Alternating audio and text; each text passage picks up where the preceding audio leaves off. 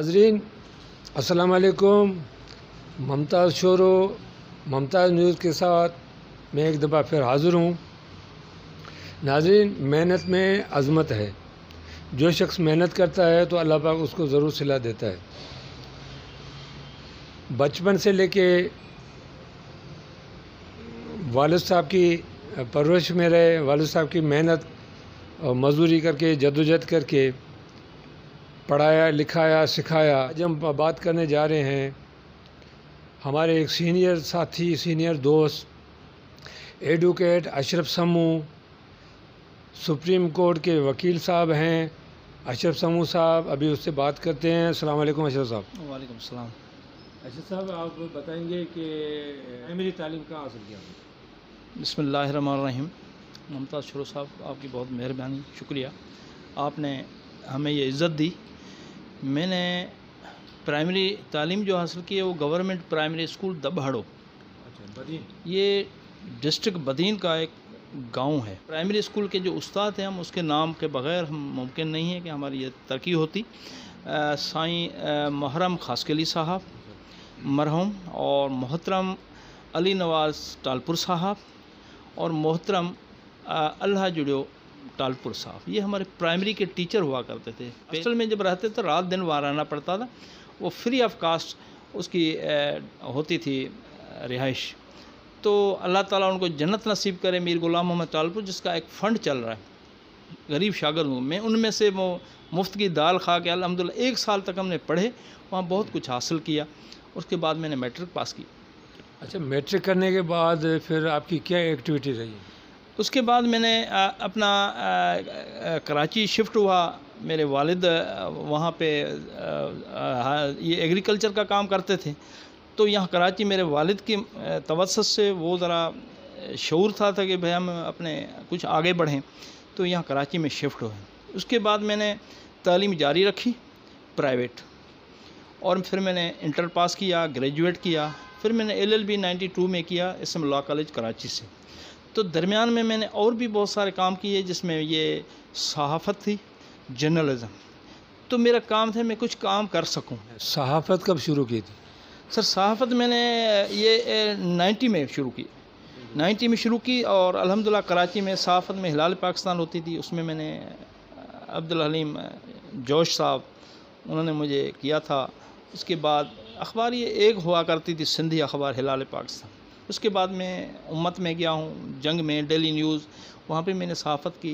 मलीर में यहाँ पे सहाफ़त की। तो यहाँ पे बड़ी बड़ी ख़बरें होती थी, लेकिन यहाँ सहाफ़त में भी पसंद नापसंद की बात होती है। एक अच्छी खबर, बड़ी ख़बर है, वो देहात की नहीं लगती थी, और अगर कोई सोर्स वाला है तो उसकी लग जाती। तो इसलिए यहाँ पे मलीर प्रेस क्लब का यह बुनियाद रखा अल्हम्दुलिल्लाह, जिसमें आप लोग भी हमारे साथ थे, और गुलाम अकबर बलोच भी थे, और दूसरे बहुत सारे सीनियर हमारे दोस्त हैं। तो 96 में हमने मलीर प्रेस क्लब का बुनियाद रखा, जिसका मैं फाउंडर प्रेसिडेंट बनना। सहाफ़त करने के बाद फिर वकालत आपने कब शुरू की? देखो, वकालत मैंने यहाँ 92 में तो मैंने कर दिया। मैंने 2001 में वकालत शुरू की। का ये जुल्म ज़्यादती के ख़िलाफ़ हमें कानून पढ़ना पड़ेगा, और उस वजह से मैं उसी दिन मैंने फ़ैसला किया मैं कानून पढ़ूँगा। अल्हम्दुलिल्लाह आज मैं कानून दान बन गया हूँ, और कानून पढ़ाता हूँ, सिखाता हूँ। इस लेवल पे हूँ कि बड़े बड़े पुलिस अफसरान को हम उससे कानून समझा सकते हैं। अच्छा, मलीर बार के 3 दफ़ा आप प्रेसिडेंट बने, तो ये प्रेसिडेंट बनने या वकीलों की खिदमत करने का शौक़ आपको कैसे पैदा हुआ? देखो, पहले मैं सहाफ़त में था। सहाफ़त में मैंने सोचा कि ये आवाज़ हमारी सिर्फ पहुंच सकती है, उस पर अमल नहीं हो सकता। फिर वकालत का शौक़ किया, उसमें हम किसी को सज़ा भी दिलवा सकते हैं, मुजरम को, उसी बेगुनाह को छुड़ा भी सकते हैं, ये हमारा अख्तियार होगा।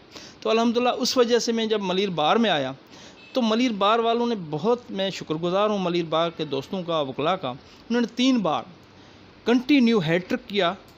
ये एक मिसाल है कि मुझे बहुत भारी अक्सरियत से सदर मुंतखब किया। तो उनके दिलों में रहता हूँ अल्हम्दुलिल्लाह। ये उनकी मेहरबानी है मेरे पर, और एतमाद है कि मैंने अपने कोशिश की। 50 एकड़ ज़मीन यहाँ सिंध गवर्नमेंट से हासिल की, जो अभी मौजूद है। گلشن حدید میں، تو الحمدللہ ان کے ہاؤسنگ کا مسئلہ بھی حل ہو جائے گا، اور اس پہ ابھی بھی ہم لگے ہوئے ہیں، تو انشاءاللہ اس میں ہم کریں گے۔ ان کی رہائش کا مسئلہ ہے، ریٹینرشپ کا ہے، وکلاء کی ویلفیئر کا۔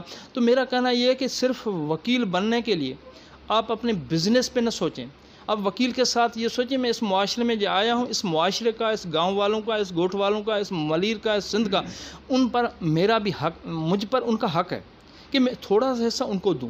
تو مظلوموں کے لیے اپنا حصہ نکالیں، کم سے کم مہینے میں ایک کیس ایسا مظلوم کا اٹھائیں، اور وہ ایسے اسپرٹس کے ساتھ لڑیں جیسے آپ لاکھوں روپے فیس لے کے لڑتے ہیں۔ ناظرین، آپ نے ایڈوکیٹ اشرف سمو کی باتیں سنی۔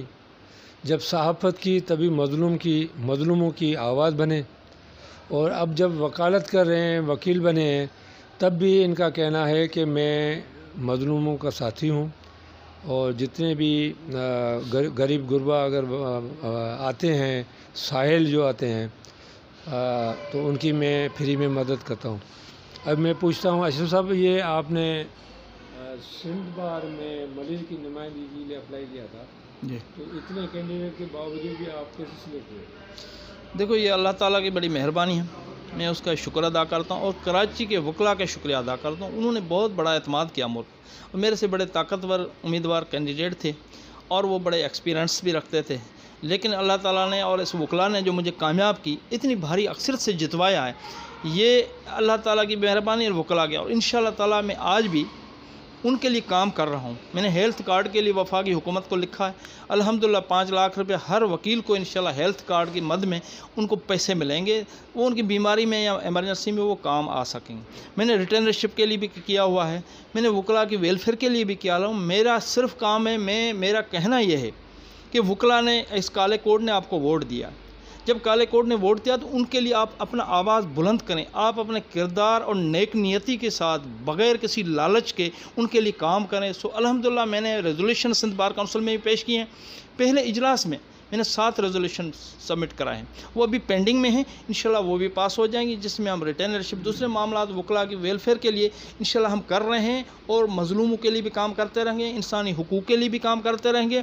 میں سمجھتا ہوں ہم وکیل کالے کوڈ والے جو ہیں نا، وہ اپنی ذات کے لیے نہیں، آج بدقسمتی یہ ہے کہ جو بھی تھوڑا سا آگے نکلتا ہے وہ کہتا ہے میں بنگلہ کیسے بناؤں، گاڑی کیسے لوں، بچوں کو کیسے پڑھاؤں، اس کی سوچ وہاں محور تک محدود ہے۔ میں چاہتا ہوں ان کا حصہ اس معاشرے کو بھی دیں۔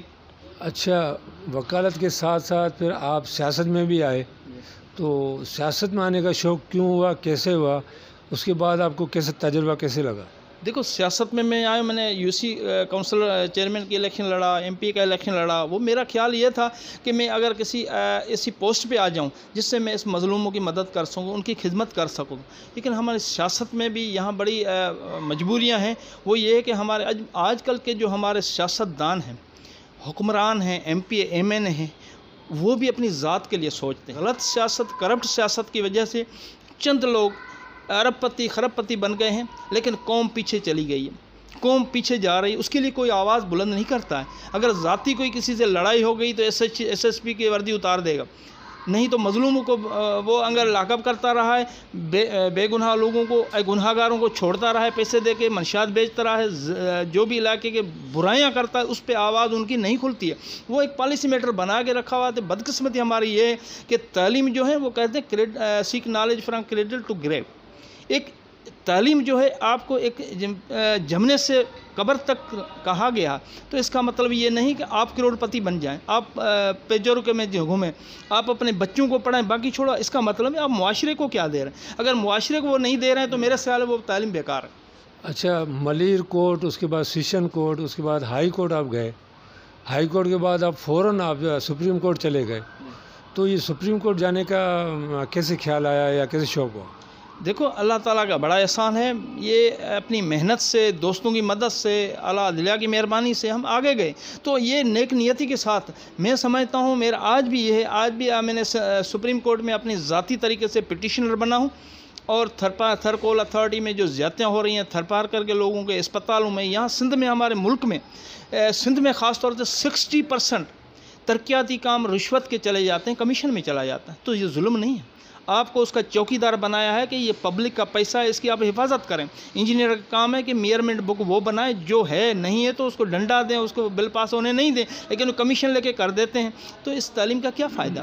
تو اس ظلم، زیادتی اور کرپشن کے خلاف ہم لڑتے رہیں گے انشاءاللہ۔ پیغام ہے نوجوانوں کے لیے، وکلا کے لیے، سیاستدانوں کے لیے، خدا را آپ اپنی ذات کے لیے تو ایک جو بھیک مانگنے والا ہے وہ بھی اپنے بچوں کو کھلاتا ہے، لیکن معاشرے کے لیے کچھ نہیں کر سکتا ہے۔ آپ اپنے معاشرے کے لیے کریں جو آپ کو منصب دیا گیا۔ حاضرین، آپ نے ایم اشرف سمو، محمد اشرف سمو ایڈوکیٹ، سپریم کورٹ، اس کی باتیں سنی۔ ماشاءاللہ اس کے حوصلے بلند ہیں، حوصلے جوان ہیں، خاص کر کے غریبوں کے لیے ہمدردی رکھنا، اور جو آج کل جو نظام چل رہا ہے اس کے خلاف ڈٹ کے لڑنا، یہ ان کا مشن ہے۔ کیمرہ مین توقیر کے ساتھ ممتاز شورو، ممتاز نیوز، ملیر۔